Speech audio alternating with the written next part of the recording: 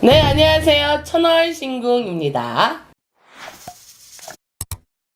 네, 이번 시간에는 저희가 호랑이띠에 대해서 한번 이야기해 보려고 하는데 호랑이띠 중에서도 1월생에서 6월생 사이 그 특징이 뭐가 있을까요? 아주 확연하게 있죠. 항상 제가 얘기하듯이 연월일시에 따라 다르지만 80%에 해당이 됩니다 라고 하고 설명을 드리잖아요. 또 월까지 들어가면 확연히 달라지는 부분이 많습니다. 우선 1월생 분들은요, 호랑이띠임에도 불구하고 마음이 여리고 순수한 분들이 많아요. 수줍음이 좀 많습니다. 그러나 그걸 티 안 내려고 어떻게 보면 더 세게 보이려고 하는 것도 있고, 어떻게 보면 눈물을 감추려고 혼자 끙끙댈 때도 있어요. 그 정도로 1월생 분들은 감정에 좀 약하다. 또 2월생 분들은요, 그에 반해 고집이 세요. 그래서 조금은 답답하다는 소리를 들으고 혼자 인생은 독고다이야 하고 자기만의 생각에 빠져있는 분들도 있습니다. 간혹. 그러나 우리 2월생 분들은요, 자기만의 뚜렷한 고집이 어떨 때는 매력적으로 어필이 되기 때문에 인기 있는 사람들도 많아요.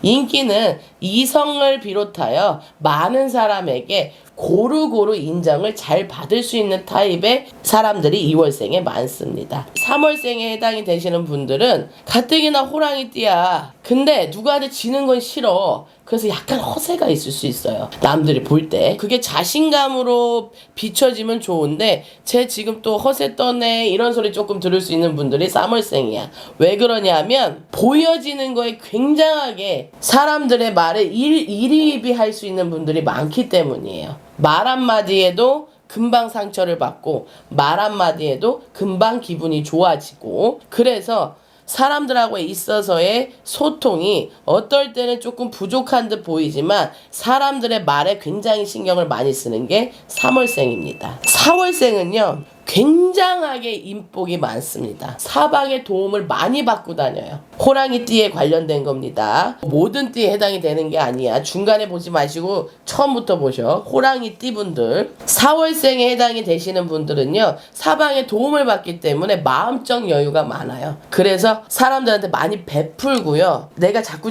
움직여서 사람을 도와야 된다는 사람들이 많아요. 그래서 항상 옆에 사람이 들끓습니다. 그래서 외로울 틈이 없어요. 원래는 호랑이띠의 기질이 외로워야 되거든요. 왜? 사람들하고의 타협이 굉장히 어렵기 때문에. 추진력은 좋으나 사람들의 말에 조금은 흔들릴 수 있어요. 띠별의 특징적인 성격이 있는데 이 4월생에 해당이 되시는 분들은 그 부분이 이 월로 인해서 나의 띠에 좀 안 좋은 성격적 특징이 많이 커버가 되는 거죠. 그리고 또 5월생 분들은요, 기회주의.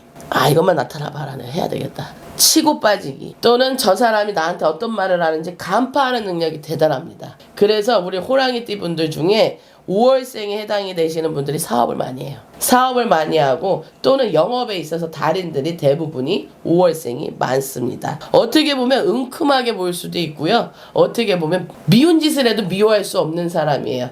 그래서 영업의 달인이 될 수 있는 겁니다. 우리 6월생 분들은요, 에너지가 대단합니다. 호랑이띠에 가뜩이나 추진력이 있는데 6월에 태어났어. 지칠 줄을 몰라요. 배터리가 나갔다 이렇게 얘기를 하잖아요. 방전이 되질 않아, 이분들은. 그래서 이분들은 항상 내가 으쌰으쌰 하기 때문에 사람들에게 안 좋은 일이 있으면 가서 내가 대신 도와주고, 또 도와주는데 거기에 이익 추구가 있어요. 은큼한 기운이 있는 5월생하고 6월생이 만나면 사업적으로 시너지 효과가 굉장히 있는 거죠. 그래서 이분들은요, 밀물 썰물에 대해서, 예를 들어 밀물 들어와, 금전이 들어올 때를 알잖아. 그럼 호랑이띠의 연애, 거기에 6월생이잖아. 그럼 치고 빠지기를 잘하는 거야. 그래서 이런 분들은요, 일을 오래 하루 종일 12시간, 10시간, 9시간 안 해도 금전적으로 복이 있는 분들이 많아요. 그래서 투자를 좀 많이 하시는 분들이 많아, 대부분. 그래서 1월생부터 6월생까지 이렇게 전혀 다른 특징적 성격이 나올 수 있습니다. 참 신기하죠. 1월생부터 6월생에 해당되는 분들에 대한 특징을 알아봤는데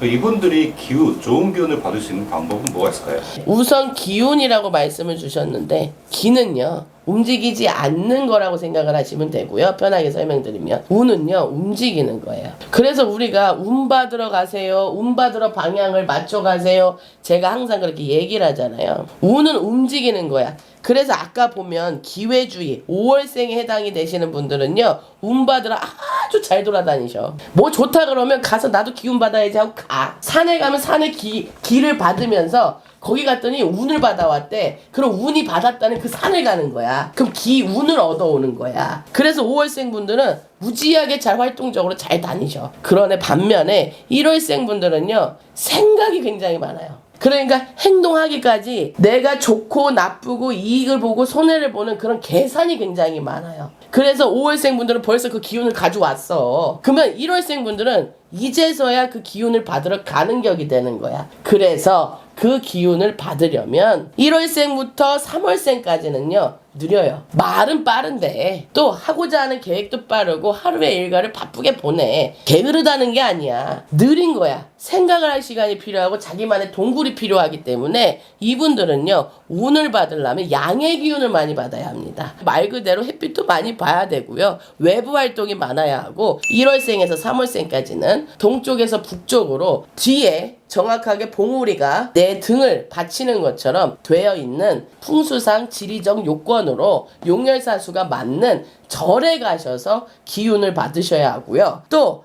4월생부터 6월생 분들은요 산에 가라 그러면 못 가요. 원체 기운을 많이 받았어. 왜? 에너지가 넘쳐. 자중을 할 필요가 있거든요. 음의 기운인 강가, 호수나 바다에 가서 물의 기운을 받으셔야 합니다. 그러니 우리가요 금전 안 들이고 기운을 받을 수 있는 건 우리나라만큼 문화적 유산이 뛰어난 산과 바다가 적절하게 있는 나라는 없습니다. 돈 들여서 해외 갈 필요 없고요. 우리나라 내 근처에 있는 또 이왕이면 앞전에 제가 많이 설명드리는 방향 있죠. 거기에 맞춰서 산과 바다로 가셔야 합니다. 무조건 되고요. 산하고 바다 가서 기운 받아오세요 이런 말이 아니야. 오행에 보면 목화 토금수가 있어요. 우리가 그 오행은요 굉장히 오래전부터 학문적으로 또 우리가 예를 들면 나라의 길흉화복도 다 판단을 할 수 있었던 학문적 근거가 있는 부분입니다. 그 오행에 있어서도요 3월생까지는 목의 기운, 토의 기운이 필요하고 4월생부터 6월생까지는 수의 기운과 금의 기운이 필요한데 금의 기운은요 우리가 돌이거든요. 그러면 이렇게 가는 거야. 모래사장의 모래알도 금이 될 수 있어요. 그런 오행으로서의 월생으로 풀이를 한 거니 그렇게 맞춰서 가셔야 됩니다. 호랑이띠 1월생에서 6월생까지 한번 알아봤는데요.